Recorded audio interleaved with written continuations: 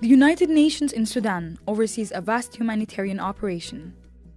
Working alongside other aid agencies and the government, we give food aid to 1 in 10 of the population, support healthcare and education, and now we are trying to help thousands of people return home after years displaced by conflict. The independence of South Sudan in 2011 dramatically reduced the size of Sudan, and along with it, the UN's aid budget for this country. Yet needs have increased. The months following the independence of the South have been destabilizing. The economy has nosedived with the loss of oil revenue, inflation is spiraling, and conflict has reignited along the new border. These changes are having a devastating impact on the lives of Sudanese people. With the food prices rising, families across the country are struggling to feed themselves, while more than 1 million have had their lives shattered by the new border conflict.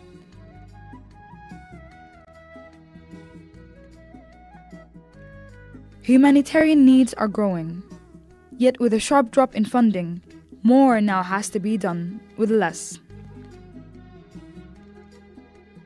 More than 1 million people remain in camps in Darfur, a decade after the conflict that drove them there. In South Kordofan and Blue Nile, thousands of war-affected civilians are living in desperate conditions, cut off from aid.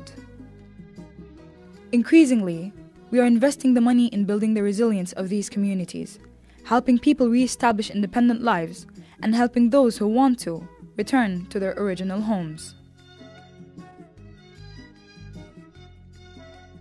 Across Darfur, water pumps are being installed, and health centers and schools are being built. But countrywide, the challenges remain immense. Even without the emergencies in Darfur, South Kordofan and Blue Nile, Sudan's needs are staggering. Malnutrition in Sudan is so widespread that the nation as a whole is over the internationally recognized emergency threshold. Red Sea State, the place with the worst rate of malnutrition, is almost double the national average and is not even in a conflict zone. More than a quarter of Sudan's children are not attending school. And literacy is low. In some states, less than half the population can read.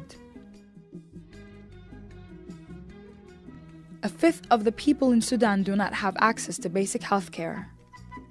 And there is little medical support for pregnant women, with a trained attendant present at less than half of births.